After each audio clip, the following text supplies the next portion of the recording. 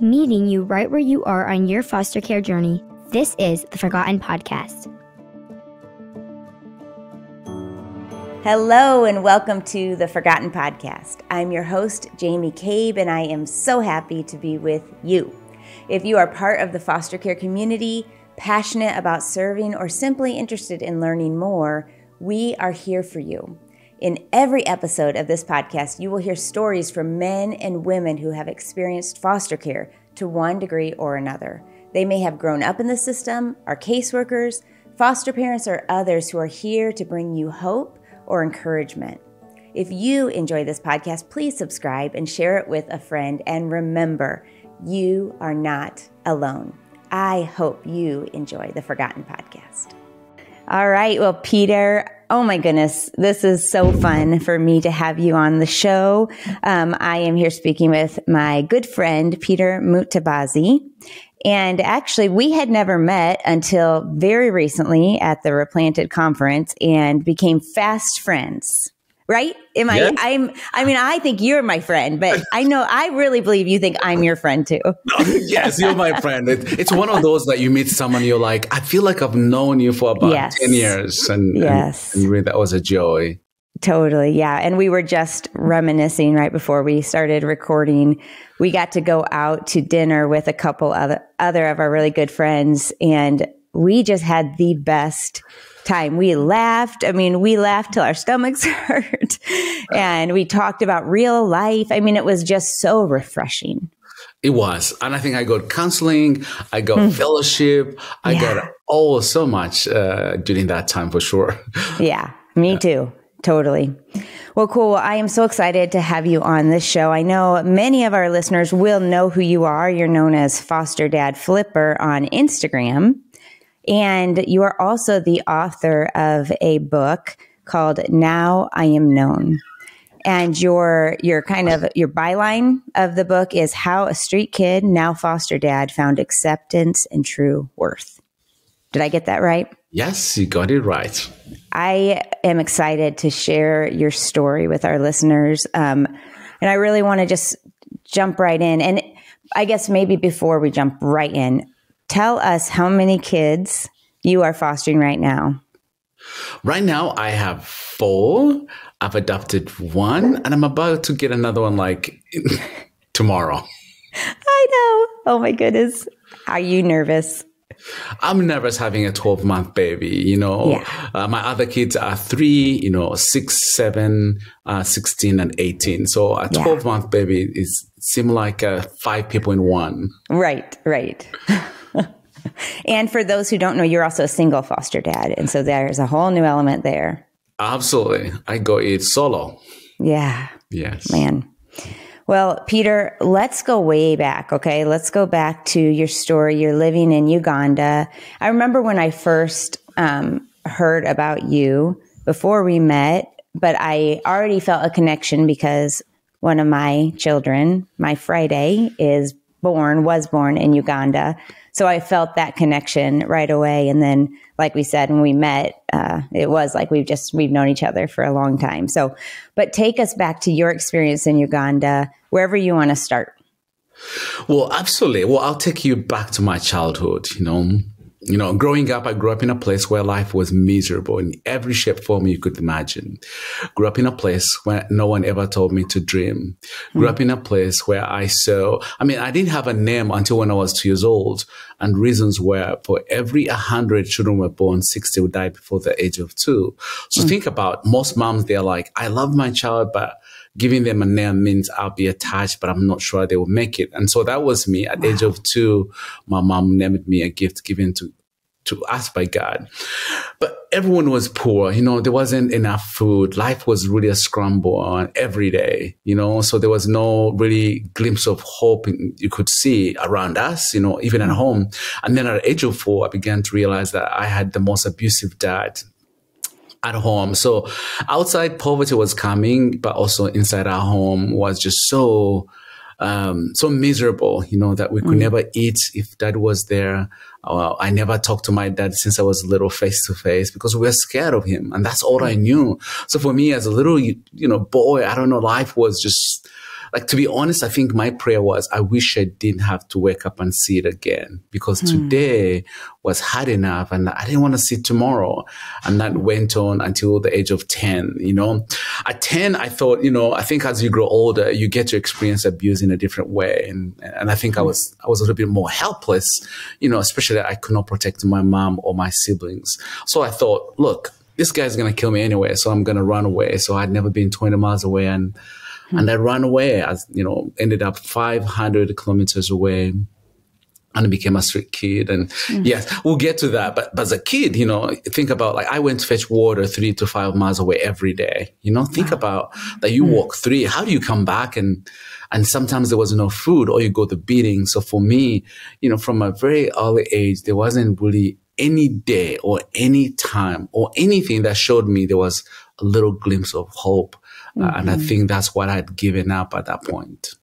Yeah. And Peter, you made a comment that you felt like helpless because you couldn't protect your mom or your siblings, but you didn't even talk about like how you felt. I mean, your own personal, but was that just something that you just felt this burden to protect your family? You know, I'm the oldest of 5, and I think as an African, when you're the oldest male, you're given that responsibility. But 2, think about, like, at the age of 4, I went to fetch water for the family. So that meant I was providing for the family. You know, at the age of 5, I would go with my mother in the garden to grow crops, because we can only eat what we grew. So that really gave me a sense of protection. But on the other side, I think I got to see my mother get the worst beating because she was advocating for me, being the oldest. So I think I felt responsible. Like, well, maybe if I wasn't here, my mother wouldn't go through. Maybe if I didn't ask, my mother would not go through. So there was that sense of responsibility, but also was coming with, you know, pain. And I think I didn't want to see that, especially going towards my mother. Yeah. Wow. So when you're on the way away, you're leaving, like, what is going through your mind? Like, what are you experiencing on the path towards, I mean, to get to even just becoming a street kid, but as you're leaving the house, what is that like? What's going through your mind? You know, I ran away at 3 a.m. because I thought my father was going to kill me. So it was more like, look, he's going to kill me anyway, but I'd rather die in the hands of a stranger. So for me, getting on that bus wasn't like I was looking for hope or life was going to get better. It was more of, if I die, I don't care, so long as he never have to bury my own dead body. So running away, I mean, it was scary for the first 5 hours maybe, because I thought he's coming. So every car that passed by, I was like, I hope he's not in that car. So the whole journey was panicking and scared until when we went maybe, 5-10 hours later, that I felt like maybe he won't know where I am. And if I die, this is it. This is it. But at least he never have to see myself. I didn't want to give him the joy or even the any glimpse that he could die over my dead body. So that was the reason why I was running away. So I felt like, okay, I'm going. I'll never come back. I'm going. I'll never come back. And I felt a little like a freedom. Every hour that passed by, the farther we went, I was like, you know what? There's a little freedom. I'm not hearing my mother yelling. I'm not hearing my dad cussing people. I'm not hearing the pain and the agony that I wasn't seeing that as a 10-year-old, So there was a little glimpse of, I don't know, peace for some reason. And you were only 10 at this point? Yes, I was only 10 years old, yes. Did no one notice? Is that not uncommon for young kids to be riding a bus on their own? Correct. In Africa, you can be 2 years old and wander, go 3 miles away and no one will ask, because we're very communal. We know each other that well, so wandering and going anywhere isn't a question. So I think no one, I looked like I was going somewhere, or anyone would assume I was the next person. So that's why I wasn't bothered in some way. Sure. Okay. So you get off the bus, you get into the city. Yeah, so I'll get to Kampala. First of all, I had never been to the city. There's lots of commotion, lots of people, and they spoke a different language, So not only was I in a foreign place, but everything around me was foreign, And quickly, I knew, okay, I might make it. And while I was sitting in the bus waiting for people to get out, I saw a little boy coming in to steal food. And he looked at me. He's like, "Do you want to come with me?" I'm like, "Sure, I'm going to come," And he became my family, became my friend. And he taught me the street life, on how to survive, on where to live, and how to be safe. And yes, the street life was 100 times worse. But I was getting abused from a stranger. It wasn't someone I knew. It was a stranger. And on the streets, I was treated more like a stray animal. Like, think about, we're called garbage boys. We went to scavenge in the trash with the dog. So in some way, the way we smelled, the way everything we did was just so, in some way, just treated like we were less of humans. And that became my life. I believed it because I smelled like one. I lived that way. So I had all those words. My father said, "Peter, you never amount to anything. You're nobody." I believed that because I was nobody in some way. And on the streets at the same time is how we're treated. So I believed every word that I was a trash boy. And that became my life for 5 years. Oh, that's so heartbreaking. Yeah. Do you ever look back and go, like, I can't even believe that was my life? Does it feel like a completely different life, or does it it's just part of what you've experienced?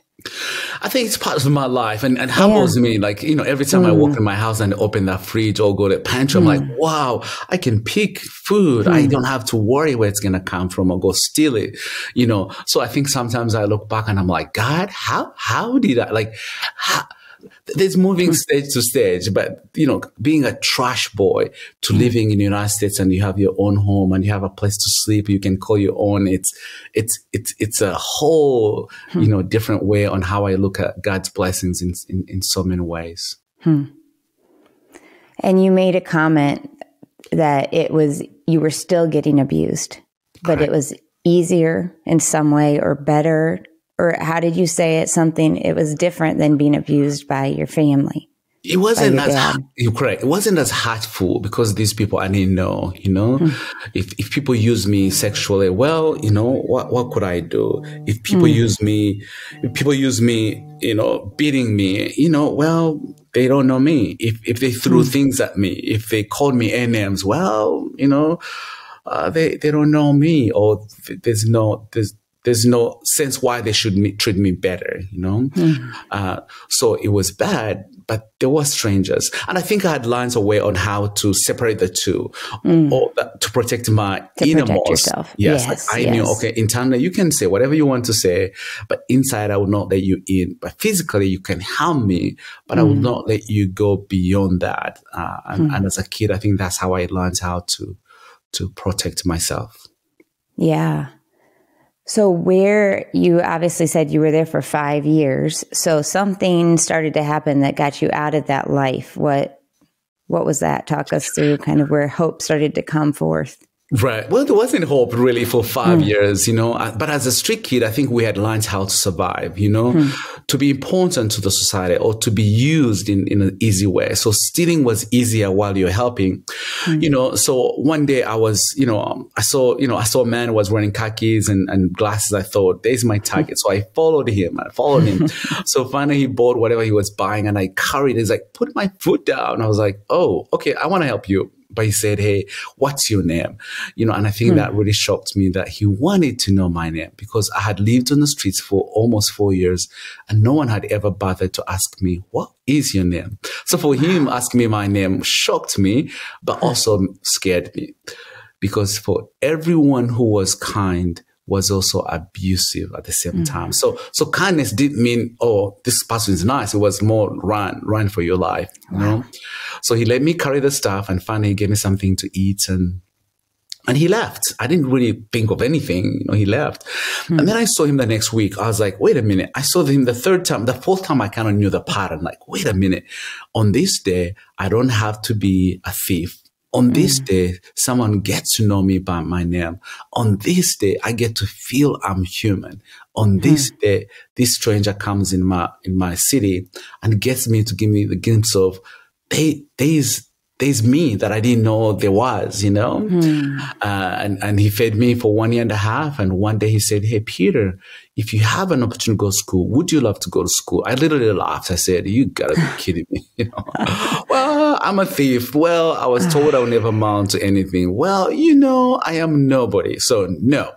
But he didn't give up, so he would come and eat. And finally, he changed the language. He said, "Hey, if you go to school, there will be lunch, dinner, and breakfast." That's all I had. I was like, wait a minute, there's food? And I think as a street kid, all I lived for was food. It wasn't to make it through the next day. It wasn't so I can have water. It wasn't, food. If I can have food, I'll sell myself in any way, shape, form. So for him saying food, I was like, wait, there's food. And that's really what made me stop and say, I will check it out. But I think he had earned the right to ask me because he'd fed me for 1.5 years. And I think people who come from places like me with trauma and little to trust, it took him a while for me to believe he could do that for me. So me going was, he had earned the right in some way to trust him, at least for that.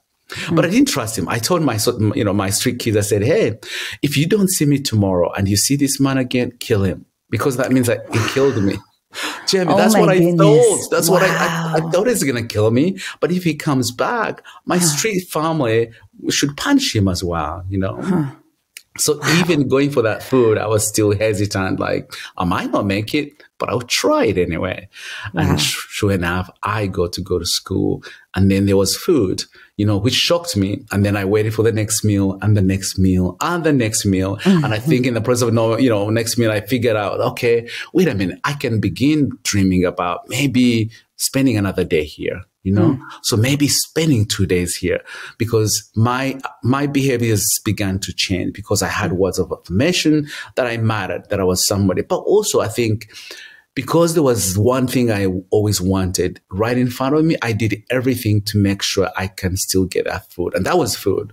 Yeah. So that meant I didn't have to hit people. That meant I didn't have to steal, because if I did those things, I would miss out on a meal. See how it works, Yeah. So then for me, the thought of not having that meal made me not to do anything that would jeopardize that opportunity. But of course, let alone I realized that not only was I just surviving on food, that I was smart in school, and that really changed my life in every way. Wow. Yes. When did you start to kind of recognize and start to go, this makes sense to me. I enjoy learning, those sorts of things? Well, it began with the kids. So they would allow, first of all, for me, anyone who was close to me or looked in my eyes, that meant they want to fight, So the more I began to see like, oh, these people don't want to harm me. If a kid said, "Hey, let's go play," it meant let's play. It wasn't like, I'm going to beat you up. I think that's what I knew. As I said, every kindness came with abuse. So anyone who was kind, I had to really always question, So it began with the kids I was living with in the same dormitory, the kids that let me play soccer with them, the kids that included me in what they were doing. They began to see me as a human being. Then that changed me on how I participated in class, So I was no longer a stranger or unwanted, but I was like, wait a minute, I am one of them. So if they are getting a C, I should get a C as well, So I think that's how I began to dream, and the teachers were good as well, because every time I think I would get F, and finally I got a D, and they're like, "Peter, you're amazing." So the more kind words I had, the more I was like, wait a minute, if they think I'm kind, if they think I am special, if they think I have potential, then I should work hard and get a C. Wow. So the more I did better, the more I had those kind of words. And I think that's when I began to believe in myself. Like, wait a minute, if these people believe I do, maybe I do, But I began to see the results of my hard work as well. Yeah. And that really helped me, because all my life I had been with people who were pull me down, who didn't see the best in me. So you believe that. But now I was in the opposite direction, where people saw the best in you. So that really made me want to dream. but also believe in myself. And I think that's what you have to believe in yourself to take the opportunities ahead of you. So for me, that's what helped me in some way. They helped me remove those scars of hatred towards me, but also the scars of the trauma, the abuse that I had received, that I began to really begin to believe there was something for me. The best example I can give you is tilapia fish. Tilapia fish has scales, In order to eat it, you have to remove the scales in order to really get to the juicy part of it. And that's how I look at myself. Like, the kind words remove those scars of abuse, getting me out of a place where there was no dream, began to remove those little scars. And in some way, I began to see the best in me, that I could really excel in school. And that's really what changed for me. And I ended up finishing high school. And then I went to university in Uganda. I went to university in England. And that's how I came to the United States. Wow. Huh. So do you feel like, how did you find healing through that, from just that horrific abuse, and to today? I mean, where you have just the Spirit of God just shining through you, you have light in your eyes, like you are so fun to be with, and you're very genuine. How did you find healing? I think from this family. So once they put me in school, they put me in home, in their home. So now I wasn't just a kid going to school, but now I was a kid who had a home, a home. This was the same guy with the khaki pants? The same guy with the khaki pants. Then now he brought me to his family. So now I began to dream, to see what a family looks like, to see what kindness looks like, to see, loving unconditionally, to see, the things that I had never seen before. And also, they really helped me. I think I was an angry street kid in some way, but I think he taught me that, hey, Peter, that kind of where you're coming from is not who you are, and I think he used the life of Joseph so well that he really made me think about that every day. The life of Joseph, he said, for what they meant for evil, God will use it, or used it good to save lives. And I think he helped me see that, like, yes, Peter, we know you come from a hard place, but you can use it as a foundation to do better for you. And I think that's what helped me. So rather than see my negative as woe me, or how dare, but I began to see it as wait a minute, I can use it as a leverage and a potential to truly do better for myself. I was able to see the mean people. I was able to see friends who did want the best for me. And that helped me to see, like, okay, this is where God wants me. This is where my father wanted me to, but I think I also hated my dad, to be honest. Like, I hated my dad so much that I wanted to prove to him that, hey, what you meant for evil, like you said I would never amount to anything, but really, no, all the words you said really meant nothing, because someone saw the best in me that really changed my life. And God loved me despite of where I came from, despite who my father was. And I think that helped me to heal again, to use that and take it in and embrace myself with all the baggage, and learn how to really use it for good and to heal for myself. Wow. That's incredible. And it's such a good reminder for anyone going through anything at all. I mean, we can focus on what we don't like. But if we spend all of our focus on the negative or the things that are hard, we're going to struggle a lot more than if we allow God to change our perspective and look up and see, like you said, how can this be used? How can I be used through this? I think that's really cool. Yes. And the other thing I learned was that sometimes people who wish us the worst don't want us to succeed in future, or don't wish us the best. So us really actually dragging that to our future is dragging those people and those negative things that they talked about us. Then in some way, I'm still letting my father make me fail. And I didn't want that, I think I wanted to deal with my dad and say, okay, this happened, but I'm going to leave you here. And my future, it's going to be me and what God intended for me, not what my father thought I should be, but what God intended for me. Yeah. And that's what changed for me. Wow. I love that. So let's talk about once you made it to the United States and how you ultimately determined to become a foster dad. Right, absolutely. So when I came to United States, I think I really struggled with my faith, and the reason was because I saw how much food was thrown away, and I was like, God, you must love people differently. Like there's no way you can love us the same way. And I think that the whole concept of love as God loves us all really changed for me, And as I was going through all that, I don't know, I stumbled on Psalm 139, to see David's life. Like David is telling us about his life, but he doesn't really tell us what God has blessed him, but rather he looks how God created him, And that really helped me. Oh, like, okay, wait a minute. God loves us no matter where we are. God loves us in every way, shape we do. Stretch our hands, whatever we do. Like he truly loves us, despite of where we are. Like it's not the stuff, it's not the food that really shows that he loves us, but just by the way he created us. In 14, he says, for you're fearfully and wonderfully made, And that made me like, okay, now it makes sense, But then too, I looked at my own life, as a street kid who had nowhere to go, slept under the bridge and in the sewer. Now he's in the United States. Wait a minute.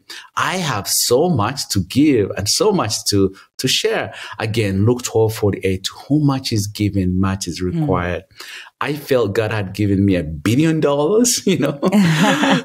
Then now it was my time. Like, wait a minute, Peter, now I will be accountable for. And that's when I walked into the foster care system and I said, hey, I would like to be a mentor to teenagers. And the reason why I asked to be a mentor was because I have traveled all over the world, but I never seen a Black person who was adopting in Uganda or in Ethiopia or in China.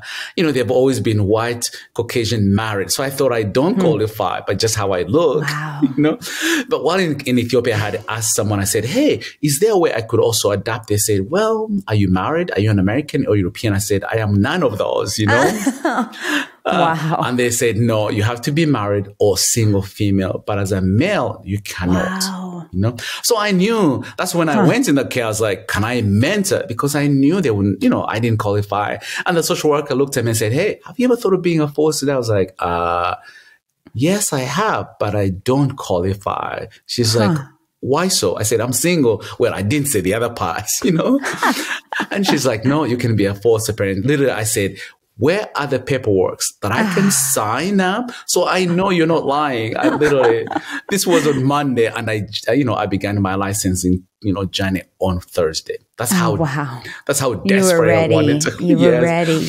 I was ready. I had been given so much, but also I understood about foster care kids. I knew they've gone through most of what I've gone through, unwanted, unloved, wondering where's your next meal is going to come from, wondering the next abuse. How am I going to handle myself? So I knew I would understand them so well, but also I knew I had a story to share with them and to say, if I can make it, you can make it too. And I've always wanted to be a dad anyway. So that's really why I went in the foster care. And I understood what it meant. If I can help a kid before they go to their home or get to the, next of kin or go reunification or adoption, what role can I play as well?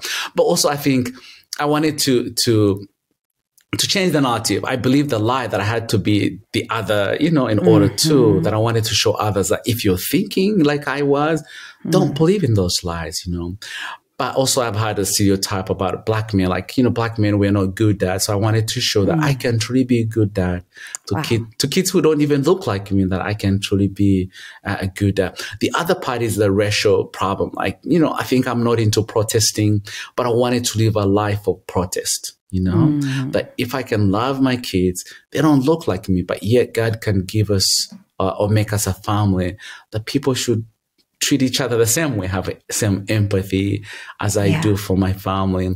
And that has been really an amazing opportunity, an amazing journey as well. Wow. How was it when you met your first child that came in? Oh, no.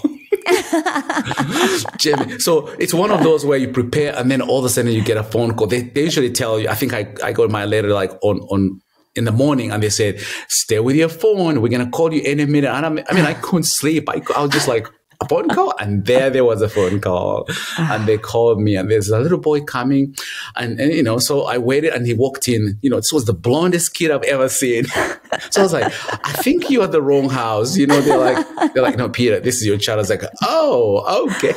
And that's when I understood that, when it comes to abuse, it doesn't know race or color or status in life, that we all really needed to pay attention to every child. And that was my opening, like, oh, okay, I'm going to be a dad or dad. And then that night, I pulled the couch and I put it in front of his door, because I thought he might, like, in my head, I was thinking he might run away. He might wake up in the morning and open the door. And I was like, no, I'm going to sleep here. So I slept. I put the chair against his door and I slept right there. And he woke up in the morning and said, like, oh, Daddy, what's for breakfast? I was like, wait a minute. I have been worried the whole night that you might run away, and just all you want is breakfast? Sure. Wow. And it took the pressure and the worries, and that's when I knew, okay, I'm in the right calling right now. Yeah. Wow. So tell me what have been some of the challenges of being a single foster dad? Well, the challenges, yes. The challenges sometimes, I think, as a dad, I'm about to have 6 kids, to know that I have to take my kids everywhere I go, It's not like I have help where I can say, hey, I'm going to run to the store, stay here.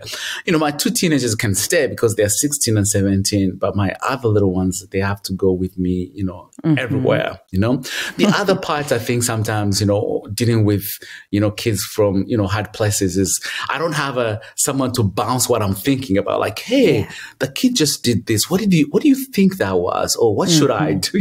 That I have to really go through all that and then find a solution on my own in some way. But I think God has been faithful to really show me how. The other negative is, I think for me as a male, I come from a culture where, women, we prepare for them before they get a baby. We do, what are things? We do like, what do you call the baby showers and things like that. Yeah. And I think being a male, sometimes it's not like I'm excluded from that, but it's not easy to find that help in some way. Yeah. I think my female counterparts will find a little bit more help there than I would, because, again, it's not a world that I'm used to, in a sense. The negative parts, the other negative is everywhere we go, all my kids are white. So everywhere we go, there's always a doubt, are you the right dad, or, making my kids feel like they always have to explain themselves. He's my dad, he's my dad. Or questioning, we've been called on police 8 times, because someone went to the store and sees us and like, they don't look right, Wow. So those are the challenges that I get to face every day. But at the same time, I think I've tried to put up blinders that I don't make sure they don't really take my joy and what God has called me to do because of the negative, Yeah. So let's talk about some of the things that have really brought so much joy or purpose in this calling. Yes. I think for me, being a dad, I think sometimes we overlook dads, or we don't give them the opportunity to really be dads. But I think I've learned along the way that, wow, I can be a dad. And it's been really a joy. And then for me, having a blended family, the interracial family is really cool, to learn their culture as much as they learn my culture. We come from 2 different countries, yes, an American, but I'm an immigrant in some way, to show them and teach them where I come from, and to see them really joyful to see that. The other part is the extended family. For all my kids that have reunified with their parents, to see that I'm still friends with them, that I still get to visit the kids. So I feel like I have an extended family, in some way, which is truly a joy. Then the other part is like, I have learned that, quickly, that I'm not only fostering the kids, that I get to be also alongside their parents as well, that I've learned to truly be a resource, an encourager, but also uplift our bio parents that, yes, they go through a difficult time, but if I can be a resource for them, and that's really been a joy in a way. But also too, being part of the foster care, with other moms as well, that I get to, when I need help, I say, Mom, what should I do? That's awesome. It takes a village to raise a child as an African, but I think it works here as well, and that has been a joy, joy. Yeah. I love that. So when did you start getting on Instagram and sharing a little bit about your life there? So from the get-go. So it happened during my licensing, because everyone was like, what is he doing here? Yeah. Oh, is he a single man? And in the entire state of Oklahoma, I was the only male, So I can see why. So then I figured, wait a minute, if this is strange and it's unique, maybe I should journey with people that way. So I can show them like, hey, we can be good dads, but also that our kids need dads as well. But also if there are dads and single female there that are wondering, do I have? Can I wait until I get married? I say, you can wait, but while you're waiting, be a mom or a dad to others. And so, but also I think I wanted to debunk the negative I had about foster care, that I wanted to show the positive. I wanted to show the joy of being a dad to foster kids, and I wanted to show too, like, it's not about them. Like, I feel like I've gained more than I have given them, but it's a both benefit to both the parent and the child as well. I think we always think of, I'm doing them a favor. No, really. I feel like they have taught me so much. I thought I was a Christian until I became a foster dad. I was like, oh boy, I have so much to learn, so much to grow, Yeah. And it's truly a joy. And that's why I use the Instagram, the YouTube, and TikTok to truly show that our kids are normal, to show that they are fun, but also to show that, on how, as a single parent, I get to journey and be a dad as well. Yeah. Wow. I love that. You said you've learned a lot from your kids. What are a few of those things you've learned?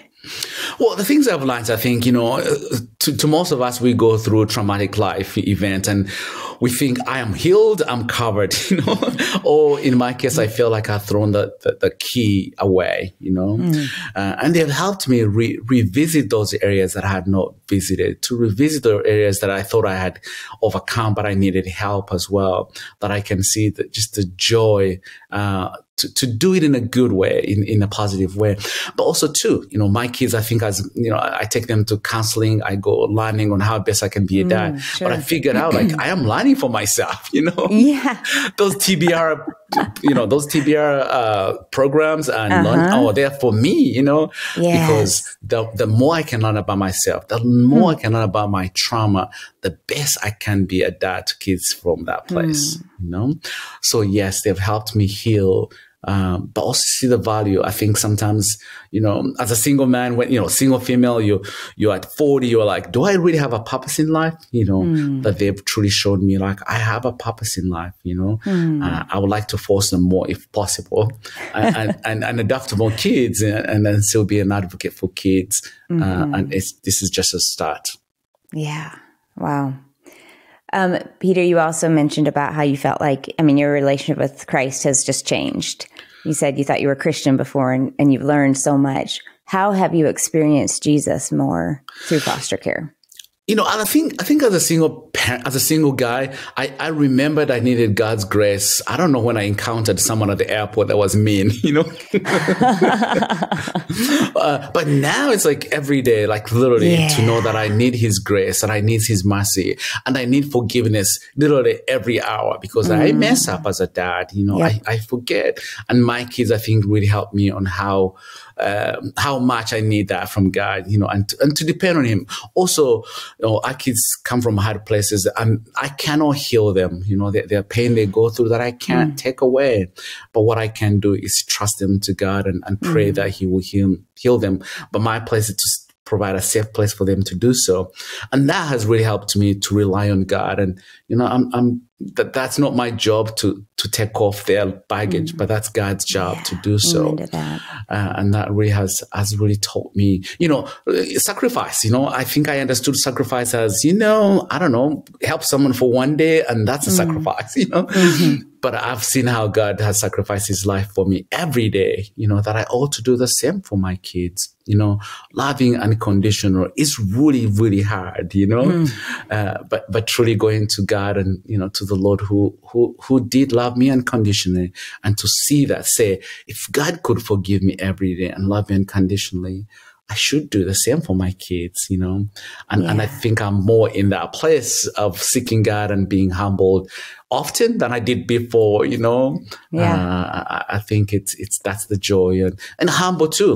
I'm a male. It's easy to say, I can figure this out, but truly to go to God and say, God, help me, how I can really seek help from my friends, seek help from my village, but also rely on you as well. I love that. Peter, I've loved this conversation. I really appreciate you as a person. I thank God that you are listening to him and allowing him to use your life. We only have one. We only have one life, and you're stewarding it with excellence. Thank you. Is there anything just on your heart that you want to share as we close out here? Not really. That I got to meet a sister, you. I know I do podcasts, but this one I was like, oh, Jamie, I'm like, there wasn't, it's a podcast. It was just, I'm going to talk to my friend and thank you for letting me be in your life. And I can't wait to see what the Lord has for us. And thank you. Thank you. Yeah. Amen. Thank you, Peter. Well, I hope that today's episode encouraged you wherever you are on your foster care journey. We want you to stay connected, so be sure to subscribe and turn on notifications so you will never miss an episode. Also, we have great content at theforgotteninitiative.org. Thank you for watching. I cannot wait to be with you next time.